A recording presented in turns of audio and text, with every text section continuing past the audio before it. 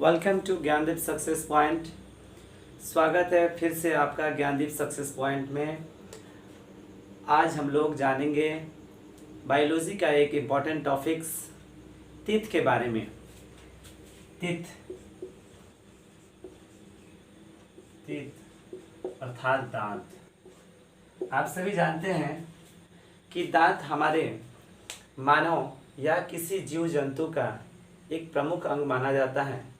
यह हमारे पाचन में एक प्रमुख भूमिका में रहता है, क्योंकि यह पाचन क्रिया में हमें सहायता उत्पन्न करती है।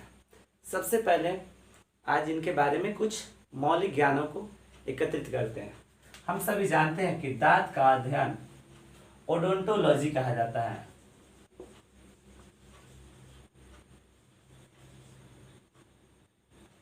दांतों का अध्ययन ओडोंटोलॉजी कहलाता है।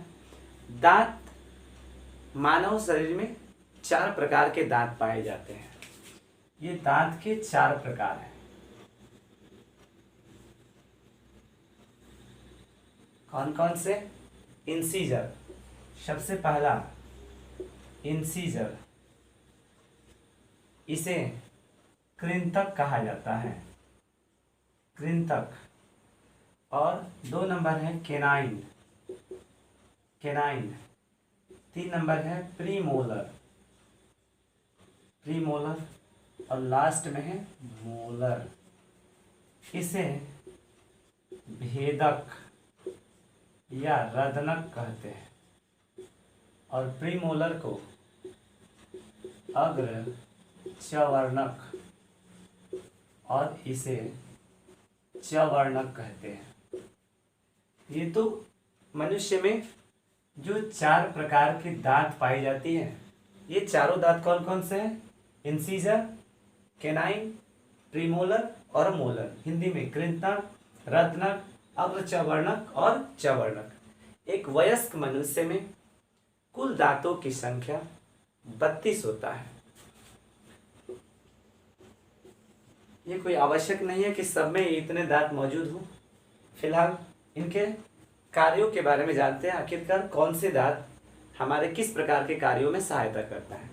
सबसे पहला इसका कार्य रहता है, कृंतक का कार्य रहता है कटिंग फूड्स, यानी छोटे छोटे भोजन को काटने में यह सहायता करता है। कटिंग फूड यह तेज धार वाली छेनी जैसा होता है, यह तेज धार वाली छेनी जैसा होता है। ठीक है, यह भोजन को पकड़ने में भी सहायता करता है, पकड़ने में। अब हम बारी आती है किसका? केनाइन का। केनाइन का कार्य मुख्य रूप से चीड़-फाड़ में रहता है। केनाइन का कार्य मुख्य रूप से चीड़-फाड़ करने का कार्य रहता है और काटने का भी, बाइटिंग, चीड़-फाड़ करने और बाइटिंग में रहता है, काटने में इसका प्रयोग करते हैं। जो अग्रचवर्णक है, इसका उपयोग मुख्य रूप से ग्राइंडिंग में करते हैं। ग्राइंडिंग, GRAI, ग्राइंडिंग अर्थात पीसने में इसका प्रयोग करते हैं। जो भोजन अणु है उसको काटने में या चीड़-फाड़ करने में इसका प्रयोग, पीसने में इसका प्रयोग, और लास्ट में जो मोलर है इसका उपयोग हम लोग मिक्सिंग में करते हैं। मिक्सिंग किस में करेगा? सलाइवा में। सलाइवा अर्थात भोजन अणु को जब पीस दिया जाता है उसके बाद उसे लार में मिलाने का कार्य कौन करता है? तो चवर्णक करता है। इस प्रकार ये चारों दांत के कुछ कुछ कार्य रहा। ध्यान रखेंगे हम लोग, इसमें मुख्य बातें यह है कि जो 32 दांत वयस्क अवस्था में होता है, ये वयस्क अवस्था में जो 32 दांत होते हैं, ये जरूरी है कि सब में हो। 28 दांत लगभग मौजूद रहता है। और जो बाद के 4 दांत हैं +4, इसको विजडम टीथ कहते हैं। विजडम टीथ मतलब होता है अकल का दांत, अकल का दांत। क्योंकि यह अकल का दांत इसीलिए कहा जाता है क्योंकि इनका निर्माण यानी यह तब निकलता है जब बच्चों में प्यूबर्टी एज यानी किशोरावस्था समाप्त हो जाता है, यानी यह किशोरावस्था के बाद निकलता है, किशोरावस्था के बाद निकलता है,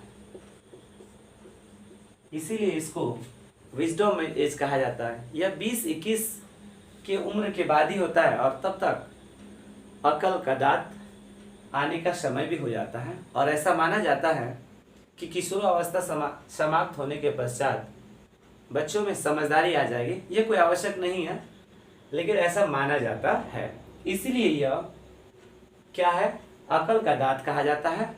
और 28 और 4 जब हो जाएगा तो ये 32 हो जाएगा। जरूरी नहीं कि 4 हो, 1 हो, 2 हो, ऐसे करके 32 होते हैं। ध्यान रखेंगे ये जो विजडम टीथ है, ये 4 दांत है, वो उसे हम लोग वेस्टिजियल ऑर्गन कहा जाता है। वेस्टिजियल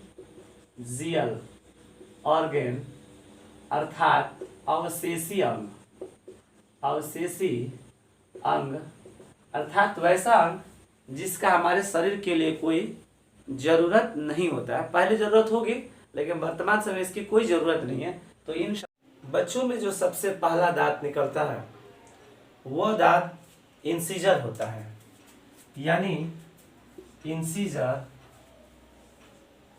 इंसिजर बच्चों में पहले निकलता है और सबसे बाद में मोलर निकलता है। मोलर क्योंकि जो अक्ल के दांत होते हैं यह मोलर के अंतर्गत आता है, इसलिए बच्चों में जो अकल का दांत होता है वो मोलर के अंतर्गत आता है और यह सबसे बाद में आता है, सबसे बाद में आता है। अब ध्यान देने वाली बात, अब हम लोग जानेंगे कि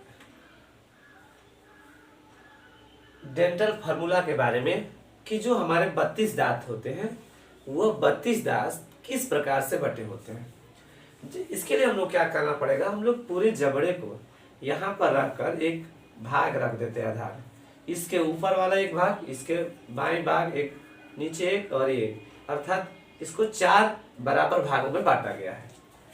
इसको समझने के लिए हम लोग ऐसे कर सकते हैं, ये 4 ये हम लोग बना रहे हैं PDF परमानेंट डेंटल फार्मूला। जैसा कि आप सभी जानते हैं कि इंसिजर में दांतों की संख्या कितनी है, 8, और इस 8 को 4 भाग, चूंकि बाईं बगल, दाईं बगल, नीचे और ऊपर, तो कुल मिलाकर 4 भाग होते हैं। और इस 8 को जब 4 भाग में बांटेंगे तो 2-2 मिलेंगे, इसमें भी 2, इसमें भी 2, इसमें भी 2 और इसमें भी 2, 4 दूनी 8, ये हो गया। अब बारी आती है कैनाइन की। कैनाइन की संख्या होती है 4 और इस 4 को जब 4 समूह में बांटेंगे तो 1 1 1 1 1 हो गया। उसके बाद आती है प्रीमोलर। प्रीमोलर की संख्या 8 होती है और इसे 4 भाग में जब बांटेंगे तो 2 2 आएगा, 2 2 2 हो गया। अब है मोलर।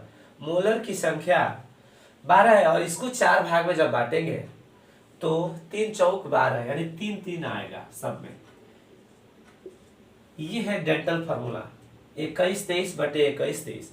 इसको लिखने के लिए हम ऐसे भी लिख सकते हैं 21 23 बटे 21 23 गुने में 2।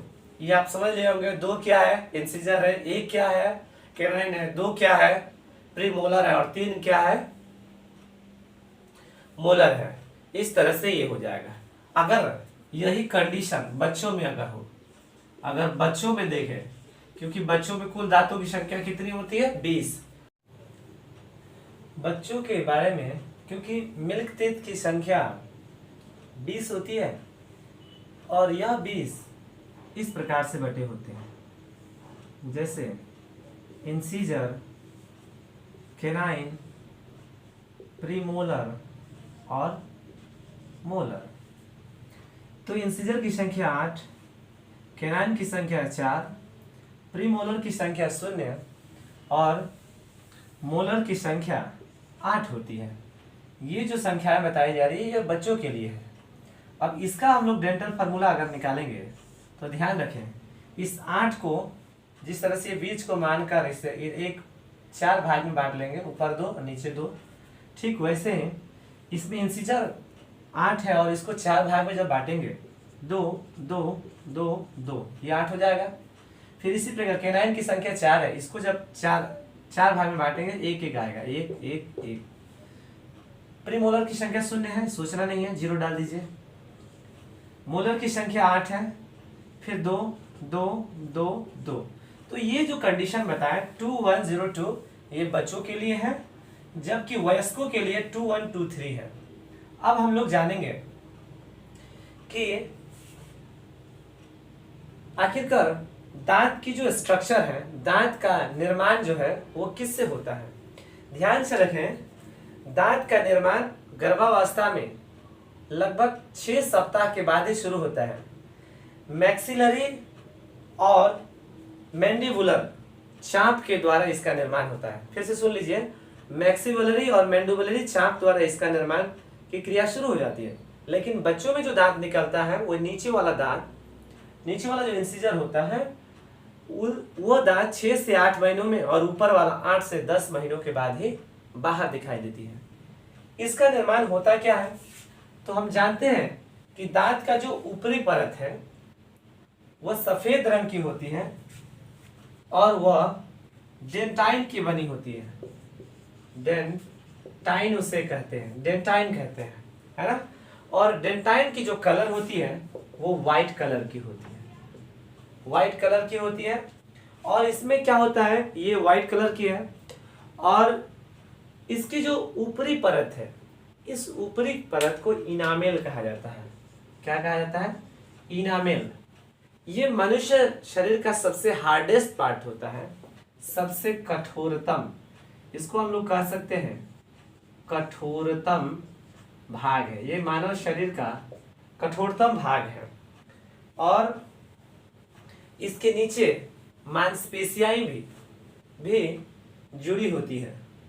और ध्यान रखना है, इनेमल कठोर इसी कारण होता है क्योंकि उसमें जल का अभाव होता है, H2O का अभाव होता है और इसी अभाव के कारण ये काफी अधिक कठोर होता है। आप जान लिए परमानेंट डेंटल फार्मूला 21-23 और चाइल्ड के लिए 21-02, ये आपका चाइल्ड डेंटल फार्मूला है। इन्हीं का उपयोग करके, ध्यान रखने वाली बात, कभी कभार परीक्षाओं में पूछ लिया जाता है कि हाथी में जो दांत निकला रहता है वो आखिरकार दांत किस चीज की होती है। तो ध्यान रखेंगे, हाथी में जो दांत निकल जाता है इंसीजर का होता है, इंसीजर का होता है। हाथी में जो दांत निकला रहता है किनारे पे वो इंसीजर का भाग होता है, क्योंकि इसके उपयोग हल्की छोटी बटी कटिंग के लिए भी इसका उपयोग करते हैं। मांसाहारी जीवों में फाड़ने और इस सब के लिए कैनाइन का इस्तेमाल करते हैं। तो इस प्रकार ये रहा हमारे दांत से संबंधित कुछ महत्वपूर्ण तथ्य जो परीक्षा के लिए काफी अत्यधिक उपयोगी है। देखते रहिए आप लोग नेक्स्ट